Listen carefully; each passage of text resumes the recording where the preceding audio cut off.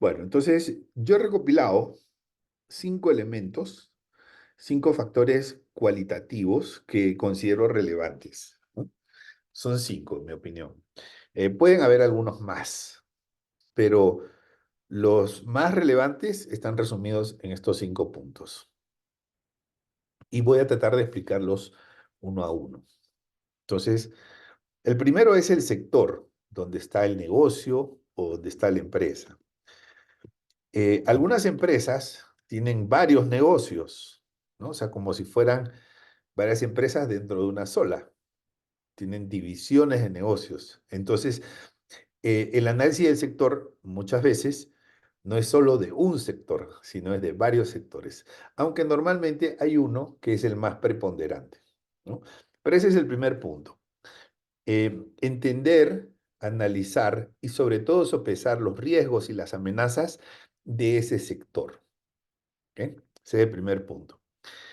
El segundo punto es el de los accionistas, los que han participado en comités de evaluación. Pues yo durante muchos años y todavía sigo participando en comités de calificación. eh, Hay una pregunta que es fundamental, ¿no? Y tiene que caer por su propio peso. Una de las primeras preguntas que el comité hace es, ¿quiénes son los accionistas? Eso es muy interesante, porque detrás de esa pregunta, o sea, no tiene nada de malo que la pregunte, pero lo que llama la atención es que es una de las primeras preguntas que se hace, ¿no? Y vamos a tocar este tema de los accionistas cuando lo veamos, digamos, en el punto número 2. El punto número 3 de la agenda es la estrategia, ¿no? La estrategia. Entonces, ¿por qué? Porque,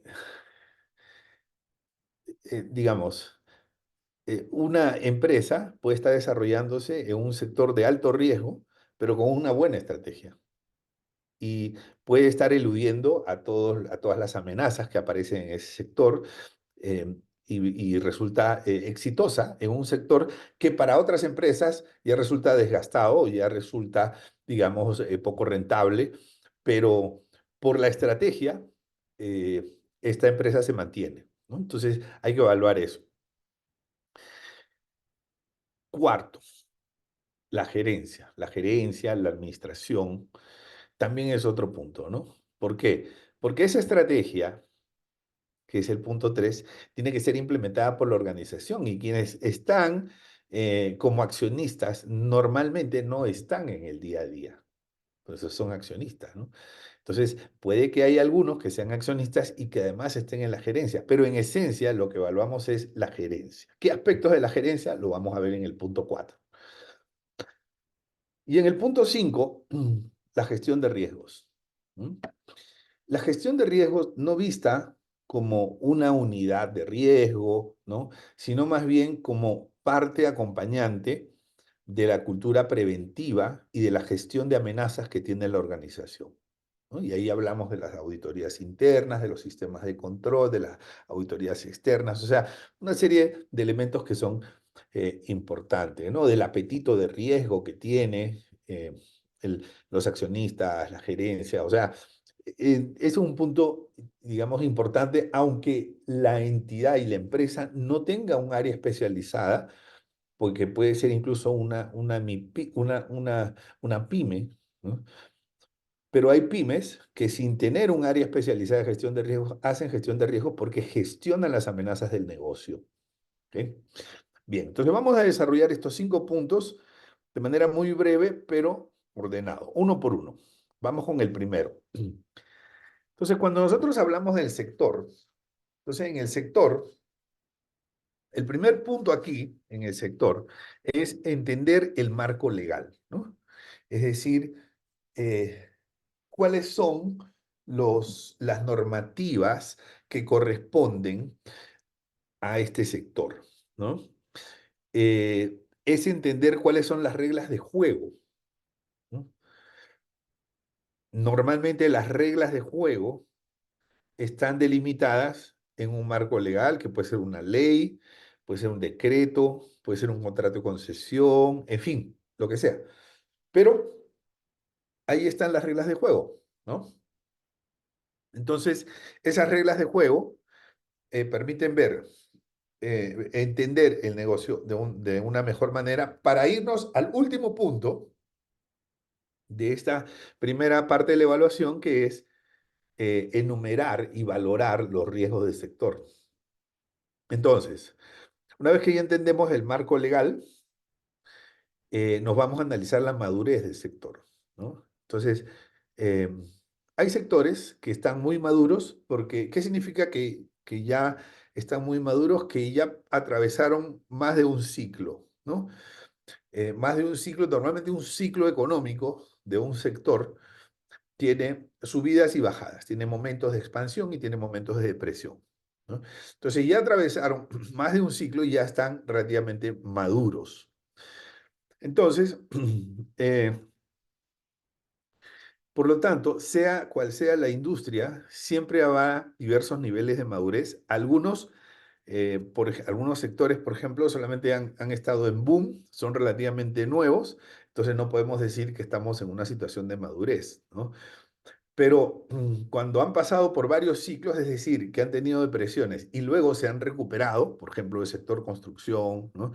Es un sector que muchas veces tiene altas expansiones, pero también tiene momentos importantes de depresión del sector, ¿no? Porque normalmente es el primero en una recesión o en una disminución de la actividad económica, el primero que se afecta.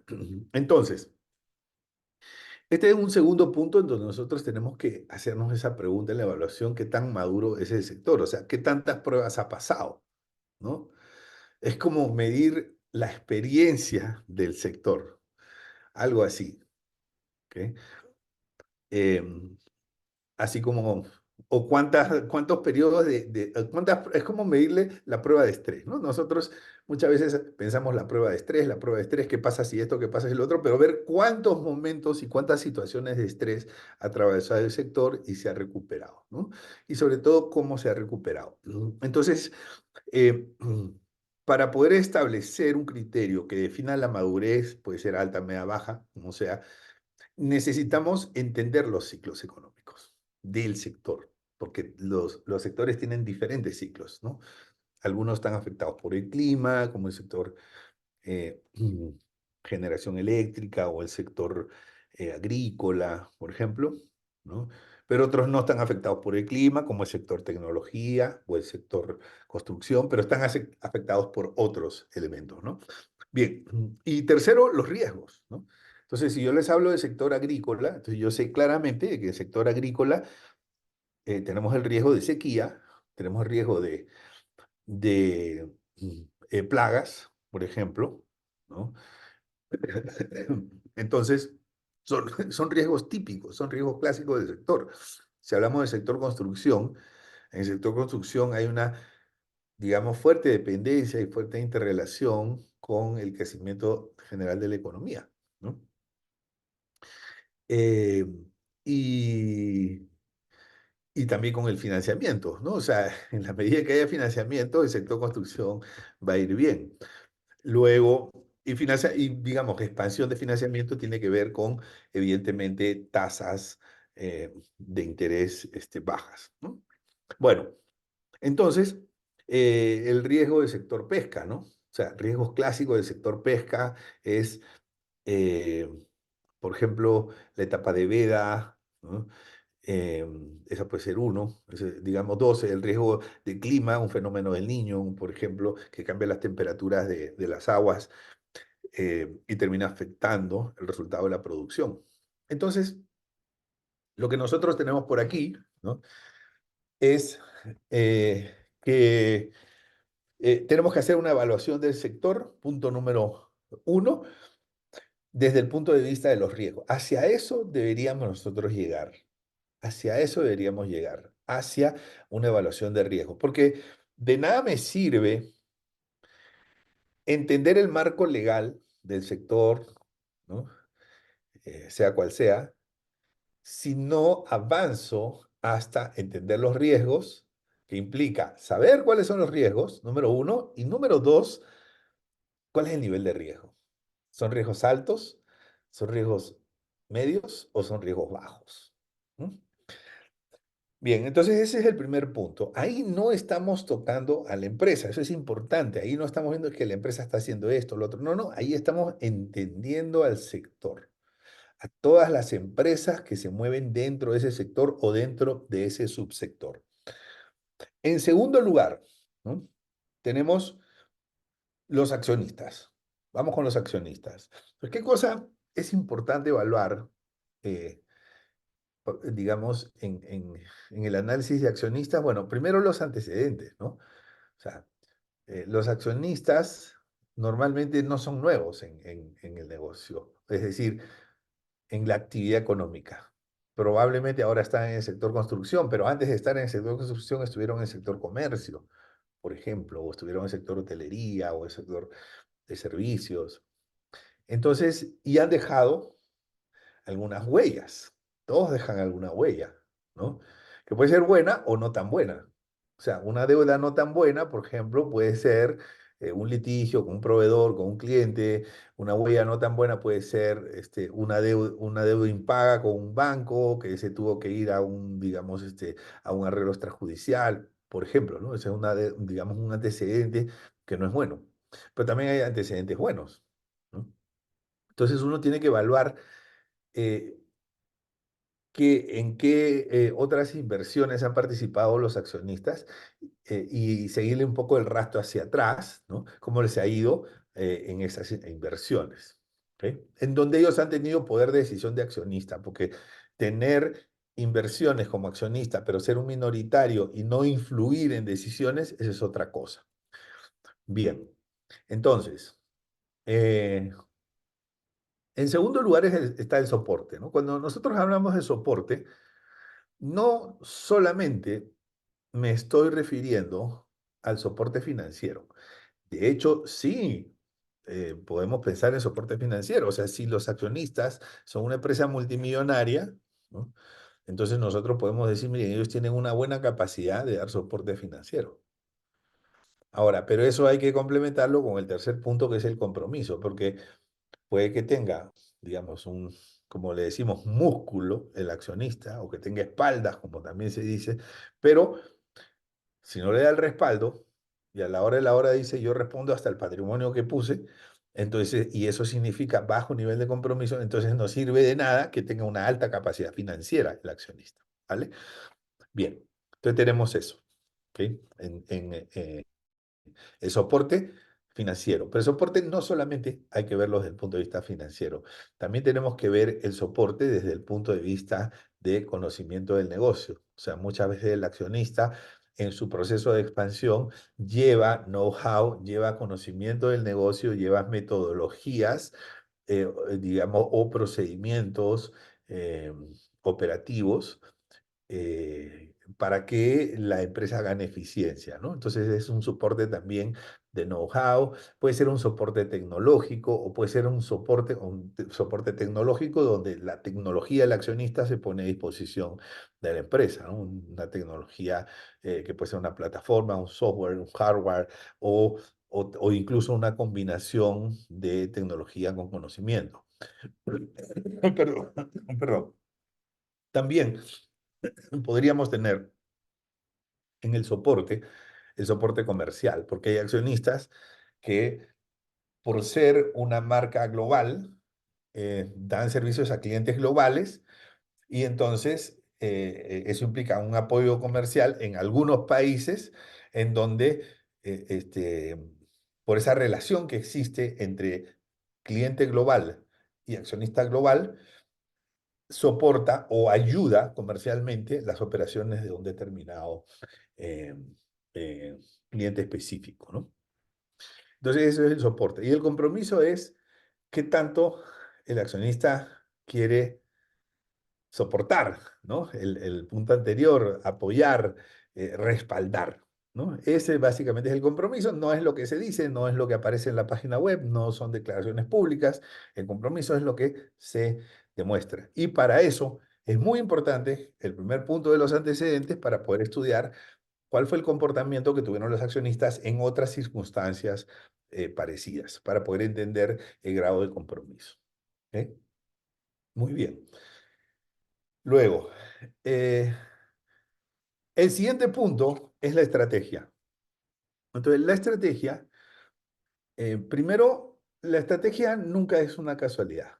O sea, la estrategia es el resultado de una planificación. La estrategia se piensa, la estrategia se diseña, la estrategia se ejecuta y la estrategia logra los objetivos, ¿no? Entonces, la estrategia implica un gran trabajo de planificación, implica un entendimiento especial del negocio, de las ventajas competitivas, de las fortalezas y de las debilidades también que tiene la organización. Entonces, uno tiene que preguntarse qué tanto trabajo ha implicado esta planificación de la estrategia, ¿no? ¿Qué tan trabajada está en su nivel de detalle, en su nivel de, digamos, dedicación, en su nivel de seguimiento? O sea, qué tanto se planifica, qué tanta importancia se le da a la estrategia, ¿ok? Obviamente, que una estrategia sea importante para una organización no implica que esa estrategia esté funcionando, no necesariamente. Entonces ahí nos vamos al siguiente bullet, que es la eficacia. Entonces la pregunta es, bueno, ¿esta estrategia ha funcionado? ¿Se han logrado los objetivos? ¿Mucho, poco o nada? ¿No? Entonces, finalmente eso es lo que termina siendo importante en una estrategia, ¿no? Eh, y dentro de todo lo que involucra una estrategia que implica visionar hacia dónde se quiere ir, que implica entender lo que está en el espíritu de la actividad, que es la misión, y que implica establecer objetivos que se desean alcanzar, es muy importante que se sepa cuáles son las ventajas competitivas que tiene ese negocio o tiene esa empresa respecto del resto de los competidores. ¿Por qué los clientes prefieren a esa empresa y no prefieren a otros competidores? ¿Por qué? Precio, tecnología, rapidez de servicio, experiencia del cliente. O sea, ¿cuál es la razón? ¿No? Bien. Entonces, en la medida que se entienda esa ventaja competitiva y qué tanto se diferencia de otras ventajas competitivas y qué tan sostenible es esa ventaja competitiva, entonces la estrategia será un elemento más importante en la evaluación, porque al final, digamos, un evaluador de crédito quiere que el negocio siga funcionando bien, ¿no? Bueno, y para que el negocio siga funcionando bien, obviamente la estrategia tiene que funcionar. Deja de funcionar la estrategia y no hay flujo de caja para pagar la deuda. Bueno, entonces, el cuarto punto es la gerencia, ¿no? O sea, la gerencia no se evalúa por hoja de vida, ¿no? Eso está bien para los recién graduados, ¿no? O sea, dónde estudiaste y esas cosas que estudiaste, eso es para los que tienen menos de 10 años de experiencia. Pero cuando ya alguien tiene más de 10 años de experiencia, que normalmente son, digamos, los gerentes o las personas que están en esas posiciones, eh, normalmente la evaluación se hace por, primero, los logros, ¿no? Es decir, ¿qué cosa es lo que esta persona ha conseguido? Bueno, esta persona tomó esta organización cuando tenía una participación de mercado del 12%, le dio igual al 30%, ¿no? O sea, por ejemplo, ese es un logro, ¿no? O sea, o esta persona logró mejorar, convertir un negocio que estaba en pérdidas en un negocio rentable, ¿no? En fin, o esta persona logró expandir este negocio que funcionaba en un país y que hoy día funciona en 20 países, ¿no?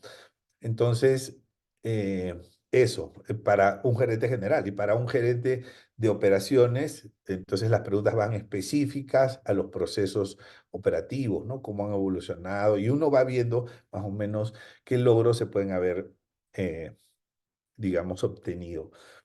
Pero importante es conocer el negocio, porque tú puedes haber tenido muchos logros en otras industrias, en otros negocios, pero es muy importante conocer el negocio en el que actualmente se está, ¿no? Entonces, por eso las entrevistas con la gerencia son muy importantes porque eso alimenta la evaluación cualitativa. En la entrevista con la gerencia, si, digamos, uno se da cuenta rápidamente cuando el gerente conoce el negocio, porque uno le hace una pregunta y yo sé cuando un gerente conoce un negocio, se conoce hasta la competencia, ¿no? Esa es una, digamos, característica que he notado de que el que conoce su negocio, conoce no solo su negocio, conoce a la competencia, está al tanto de todo, ¿no? Entonces, tiene los benchmarks bien claros. Entonces, ese es un punto importante porque en la medida en que eso suceda, tú vas observando que hay mayores posibilidades de que el negocio pueda desempeñarse como, como lo espera la gerencia y como lo espera también el evaluador del crédito, ¿no? Bien. Y el último es gestión de riesgos. Entonces, gestión de riesgos, primero que nada la gobernanza. O sea, la gobernanza es muy importante. eh, el equilibrio que tiene que haber de decisiones en la junta directiva, ¿no? Eh, luego, este, muchas veces también en la gobernanza, la incorporación de personas independientes en la toma de decisión, eso le da también un buen, digamos, mensaje a terceros, ¿no? Porque cuando hay personas independientes invitadas, eso puede ser un negocio pequeño incluso, no tiene que ser un negocio grande, ¿no? Entonces, cuando se invita a un independiente, el mensaje es el siguiente. Entonces, el mensaje es, primero, eh, o sea, aquí no hay, no se toman decisiones autoritarias, se escucha a los demás. Ese es un primer mensaje, ¿no? Y un segundo mensaje es, eh, pues, es importante incorporar voces o incorporar criterios que puedan ir de repente un poco diferentes de lo que normalmente se ha hecho acá o se ha pensado acá, ¿no? Entonces, la gobernanza, por independencia y por mejora continua en la toma de decisiones, merece una evaluación como parte de la gestión de riesgos, ¿no? Muy bien. ¿Por qué? Porque si las decisiones se toman de manera autoritaria y de manera eh, poco consultada, ¿no? Con la gerencia o con independientes, los riesgos son mayores, ¿no? Digamos, las probabilidades de equivocación son altas. Bueno, tenemos la auditoría también, tanto la auditoría interna como la auditoría externa, ¿no? Entonces, a las auditorías las conocemos por sus hallazgos, así de simple. Así como los delanteros de fútbol los conocemos por los goles, entonces, los goles que hacen, ¿no? Las auditorías se les conoce por los hallazgos. Y no es la cantidad de hallazgos, son la calidad de los hallazgos, ¿no? Entonces, basta revisar algunos informes de auditoría recientes, ¿no? De 3 años hacia atrás, y uno observa la calidad de los hallazgos y con eso puede tener una idea acerca de la gestión de riesgos, ¿no? Y también no solo de los hallazgos, sino de la implementación de las medidas correctivas, porque muchas veces eso queda en hallazgo, pero no se corrige, o no se corrige con rapidez o con eficacia, ¿ok? Entonces hay algunos descuidos ahí. Pero cuando hay una buena gestión de riesgos, entonces se busca eh, modificar la causa raíz del problema de manera rápida. Y finalmente, y finalmente tenemos la, eh, finalmente tenemos la cultura de riesgo. La cultura de riesgo, ¿qué cosa es? Es el pensamiento, ¿no? Es el pensamiento de la organización que va desde la cúspide de la pirámide, desde los que toman las decisiones más importantes, hasta la base de la pirámide, que es la mayoría de los trabajadores, en donde todos ellos tienen una actitud preventiva, ¿no? O sea, les importa lo que pase con la organización. Entonces tú, por ejemplo, ves en una industria como la aviación civil, la semana hice un vuelo y había un asiento que no reclinaba bien. El asiento no reclinaba bien y yo escuché, ¿no? a uno de los tripulantes de cabina decirle a su compañera, yo lo voy a reportar, ¿no? Entonces yo dije, eso es cultura de riesgo. Esa es cultura de riesgo enfocada en mejora continua, porque si un asiento no reclina, no necesariamente, digamos, es una falla mecánica sencilla. Puede que haya algo más, puede que haya un cable que, digamos, que está atrapado, ¿no? En la tracción del asiento y que ese cable pueda generar un cortocircuito, ¿no? O sea, hay muchas cosas que pueden estar detrás de eso, pero está esa cultura de prevención orientada hacia la mejora continua. Eso es una cultura de riesgos que se traduce o que se refleja en hábitos, en lo que la gente hace, no, no necesariamente en lo que la gente piensa, ¿no? Nosotros podemos pensar en ir al gimnasio todos los días, pero si no lo convertimos en hábitos de ir al gimnasio todos los días, ¿no? No nos sirve de nada pensarlo, aunque estamos seguros y aunque estemos convencidos de que eso contribuye con una vida saludable. Si no lo hacemos, si no lo convertimos en hábitos, la cultura no se materializa. ¿Ok? Entonces, para alcanzar cultura necesitamos alcanzar hábitos. Muy bien. Bueno, amigos y amigas, eso ha sido, eso ha sido todo por esta jornada.